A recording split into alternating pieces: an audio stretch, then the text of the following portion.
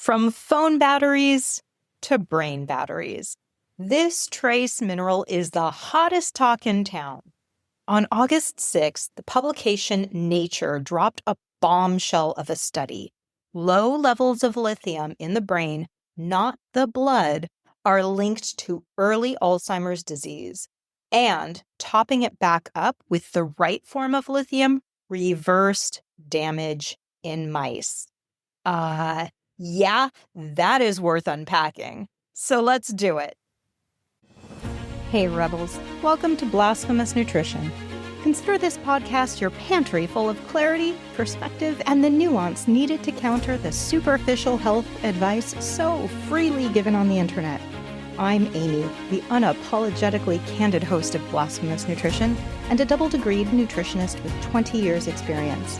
I'm here to share a more nuanced take on living and eating well to sustain and recover your health. If you've found most health advice to be so generic as to be meaningless, or so extreme that it's unrealistic, and you don't mind the occasional F-bomb, you've come to the right place.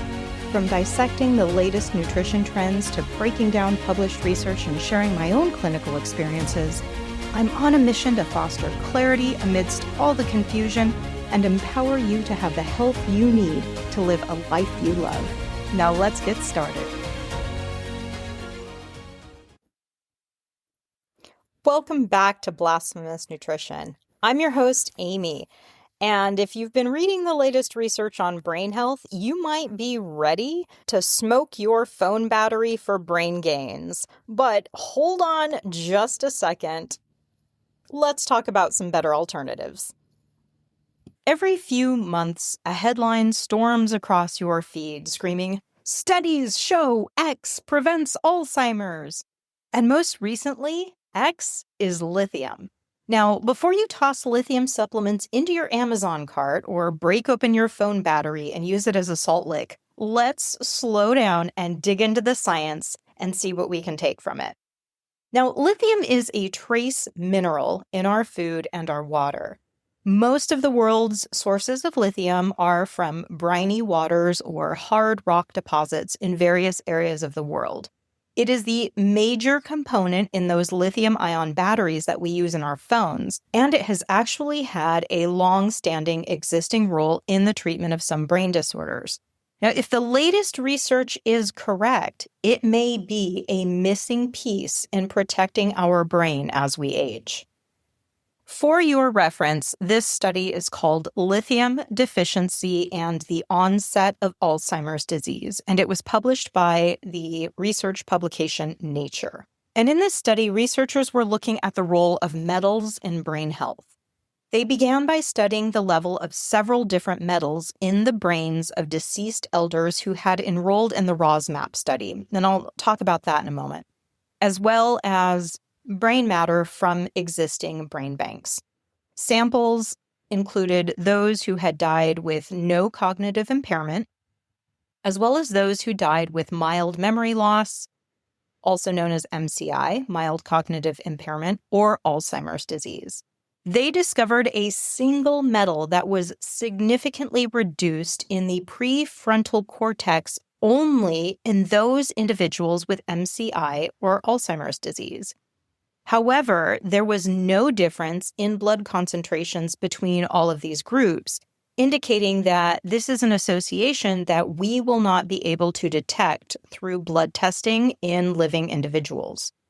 Now, the ROSMAP is a longitudinal clinical pathological study of aging, cognitive decline, and Alzheimer's disease. So effectively, they're assessing cognitive health over a very long period of time. Study participants have agreed to comprehensive clinical and neuropsychological evaluations each year, and then they donate their brain to science upon death. They've used 21 cognitive functional tests and 11 tests that were used to inform clinical diagnoses. So the researchers for this Nature study had access to the cognitive function tests, and this is super important. And taking a look at the data from the ROSMAP study, they found that lower brain lithium levels were correlated with reduced cognitive test scores in episodic memory, as well as reduced long-term general knowledge. For individuals who had Alzheimer's disease, low lithium levels were associated with reduced testing scores in global cognitive function, as well as episodic memory. So basically, when lithium went missing, memory followed, making this micromineral appear to be a key player in cognitive health. Now, the researchers also discovered that the amyloid plaque in the brain in those who have Alzheimer's had effectively trapped lithium, as there were higher concentrations of lithium within the amyloid plaque, but a deficit in non-plaque brain tissue. So this discovery took them to mice. Using mice that are bred to have an outrageously high risk of Alzheimer's disease, they found that the mice also had a 3 to 4-fold higher concentration of lithium within amyloid plaque compared to their non-plaque brain tissue. Then they compared those Alzheimer's-prone mice to wild mice, and the non-plaque brain matter tissue of an Alzheimer's-type mouse had far lower concentrations of lithium compared to wild cousins of the same age. So from all of this information, the researchers have hypothesized that amyloid plaque effectively traps lithium, leaving low concentrations elsewhere in the brain. Now, as any thorough research team will do, this team then did a study putting mice on a lithium-deficient diet. They found that lithium-deficient diets accelerated depositing of amyloid plaque and tau proteins in Alzheimer's mice and increased amyloid levels in aging wild mice as well. The Alzheimer's disease bred mice also performed more poorly in learning and long-term memory testing, but even the wild mice showed signs of reduced memory retention when they were fed a low lithium diet. So the research team concluded that lithium protects against memory loss in mice prone to Alzheimer's disease, as well as during the normal aging process in wild-type mice. So then they went even further, and they looked at how genes were impacted by lithium deficiency. And that part of the research gets super technical, so I'm not going to get into it here. But you can go take a look at the research yourself if you'd like. I've included the link to that in my Substack, which is in the show notes, and check out all the details. But suffice it to say, both gene regulation and transcription were negatively impacted by a lack of lithium. So all of this data led these researchers to consider if repleting the body with lithium would impact amyloid plaque and tau in the brains of mice. So in the mice that have a predisposition to Alzheimer's disease, lithium orotate was given.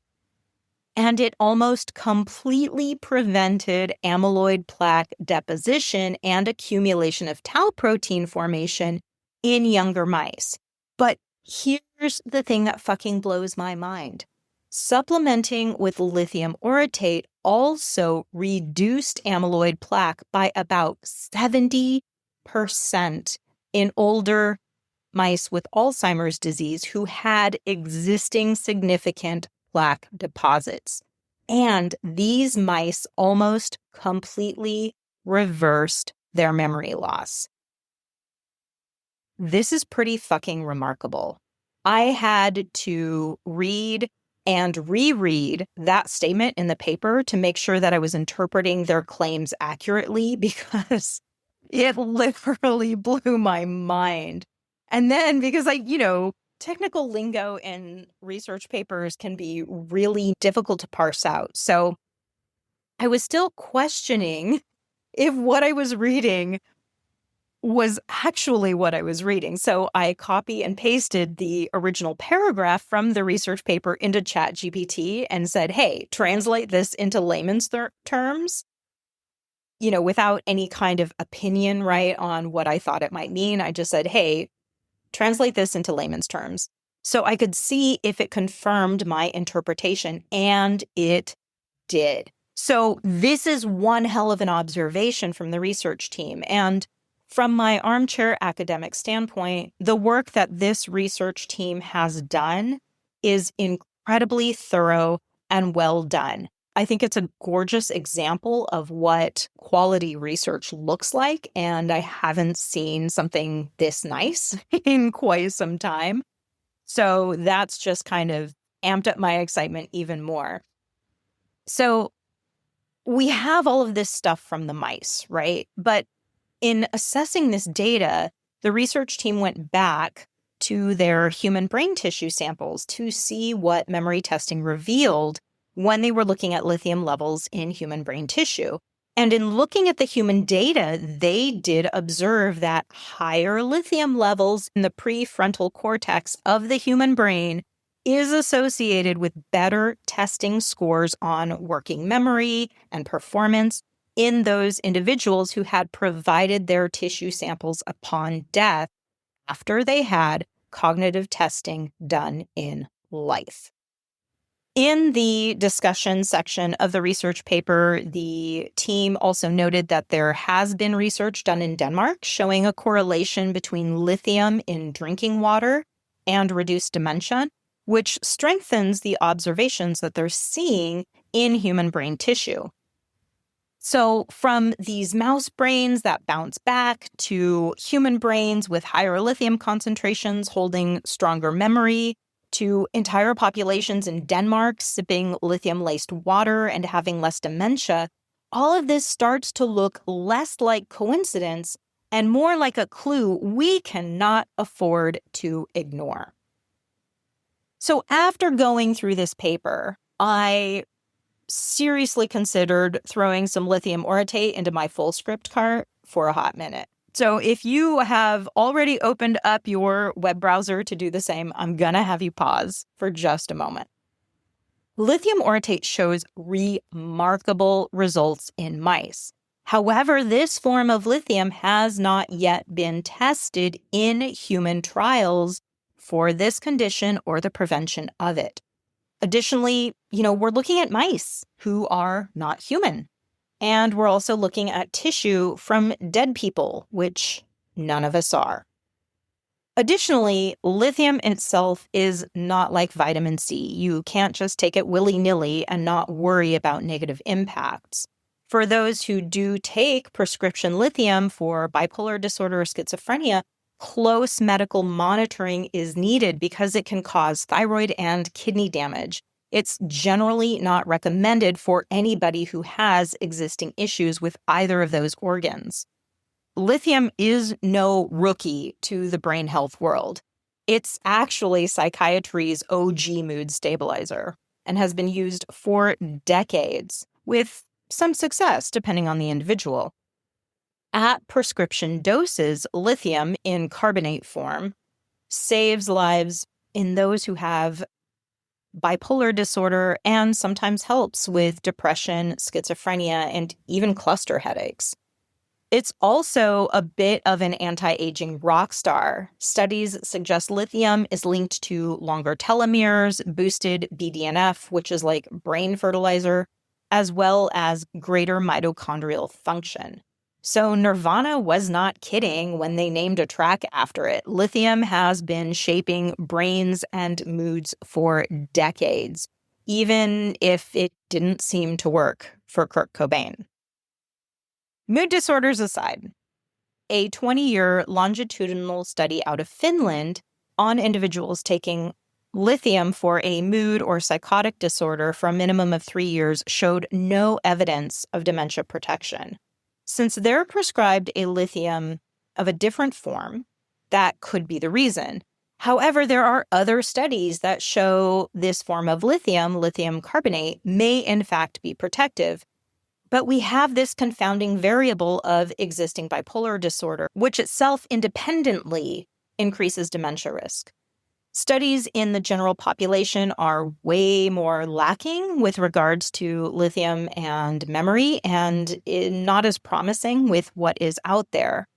Most of the clinical studies on lithium are using lithium carbonate at prescription level doses, not the low dose over-the-counter lithium orotate that is found in supplements. So we have no human clinical trials showing lithium orotate as being an effective treatment or preventative for cognitive decline. We've only just discovered that it's protective in mice in one study. This is why we can't just load up the cart with supplements and think that we are going to be spared from dementia. So despite what appears to be overwhelming promise and high temptation, I'm refraining from supplementation at this time. And honestly, the reason why I'm even considering supplementation is because I do have a family history of Alzheimer's disease. And so this topic in particular is of a high interest. Let's just say that. After being removed, but on the sidelines of watching a family member pass from Alzheimer's, we collectively agree, the rest of us on that side of the family, that none of us ever want to live through that and suffer from dementia. It's just absolutely horrific. And seeing this study does have me really, really excited, because this is some of the most exciting research that I've seen in the field of Alzheimer's since Dale Bredesen came out with his work about 10 years ago. But it isn't the lack of existing evidence on lithium that is the primary reason why I am refraining from supplementation. Here's the primary reason. Lithium, like most other minerals, competes for absorption in the body. Specifically, it shares receptors and therefore competes with sodium, potassium, magnesium, and calcium. So adding in some lithium can disrupt the ability to utilize these minerals from your diet or supplements. If you're a savvy listener, you may recognize that these minerals are electrolytes. And electrolytes play a crucial role in heart health, blood pressure, and are pretty essential for athletes as well. So there's many potential situations where lithium could be problematic outside of kidney or thyroid disease.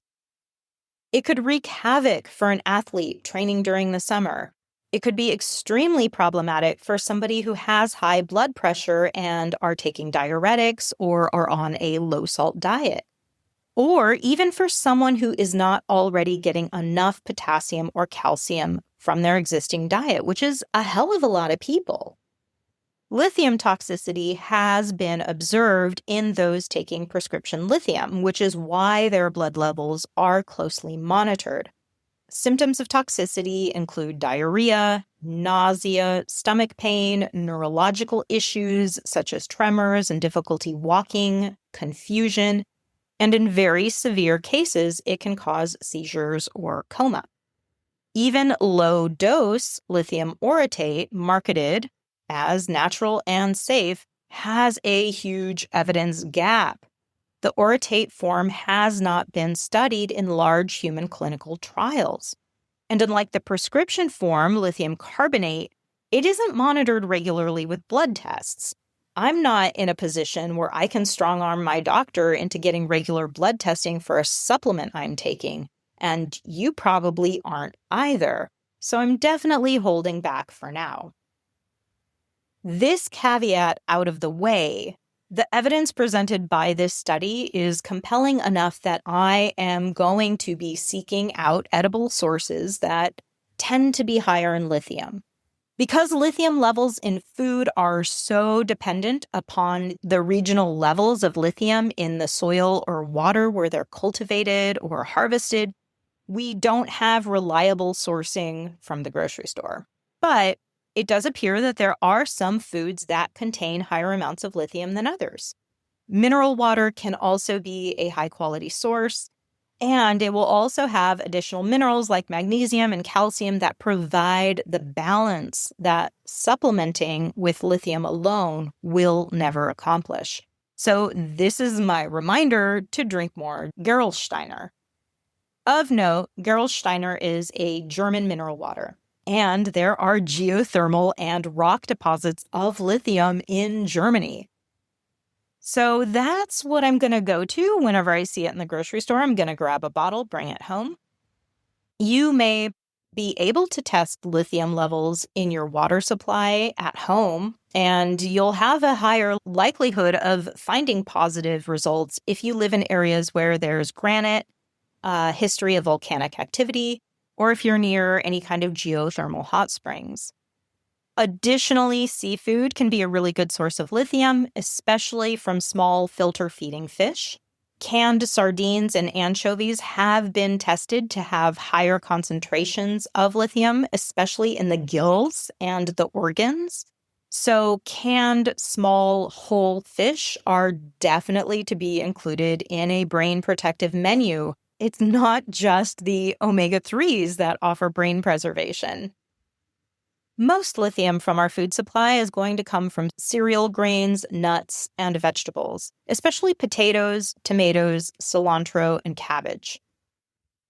Because most interest in lithium has come from a place of toxicity and not nutrition, and it is not yet even acknowledged as an essential micronutrient, specific data on food sources of lithium and concentrations of lithium in food sources has been really, really difficult for me to find.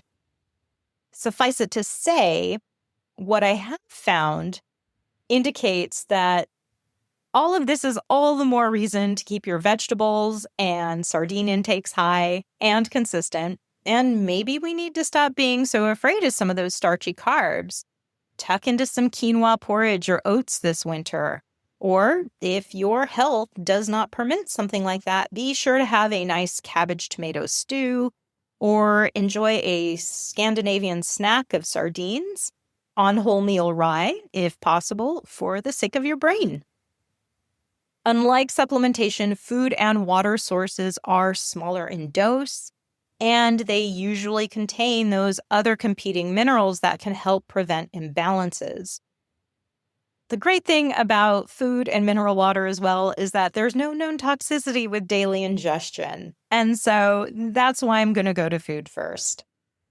The big takeaway here is that lithium is this quiet background mineral that we have totally overlooked until now, because the wellness world is too busy pushing mushroom coffee and keto diets for brain health, and pharmaceutical companies are not going to be making billions off of trace minerals, so they have no interest in this.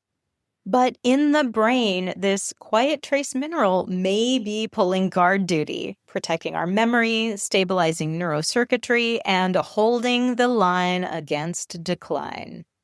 The research is still unfolding, but the story is clear.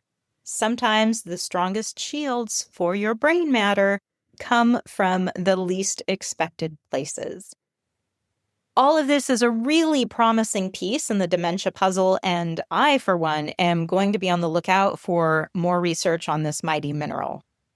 But the bottom line for today, folks, eat your damn vegetables, savor your seafood, and grab some whole grains. You will get some lithium and 1,000 other brain-supporting nutrients to preserve your cognitive health.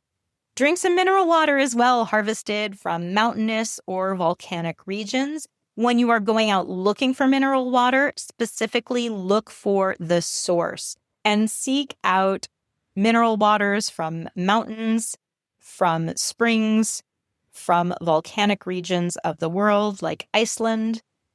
And these are more likely to contain some lithium in them, even though nobody's testing for that at this point in time. The other thing, don't go rogue with supplements without any kind of medical oversight. Lithium is not vitamin C. It is dangerous at high doses. And if you don't know what your existing lithium levels are, supplementing could be super problematic. Remember, in the study, researchers found that blood levels of lithium were equal regardless of whether or not someone had cognitive decline. It is lithium deficiency in the brain that is the issue, and we don't have a way that I know of to test for that. So supplementing willy-nilly, not a very good idea at this time. We need to wait for more research to come out, choose food first, and folks, stay curious. If the science holds, the trace minerals in your tap water may help guard your brain better than half of the overpriced tonics touted on Instagram. That's it for today. Stay salty, stay curious, and I'll see you next time.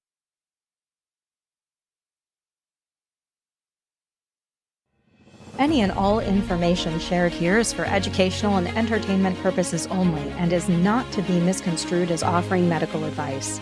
Listening to this podcast does not constitute a provider-client relationship. Note, I'm not a doctor nor a nurse, and it is imperative that you utilize your brain and your medical team to make the best decisions for your own health. The use of information on this podcast or materials linked to this podcast are at the user's own risk. No information nor resources provided are intended to be a substitute for professional medical advice, diagnosis, or treatment. Be a smart human and do not disregard or postpone obtaining medical advice for any medical condition you may have. Seek the assistance of your healthcare team for any such conditions and always do so before making any changes to your medical, nutrition, or health plan.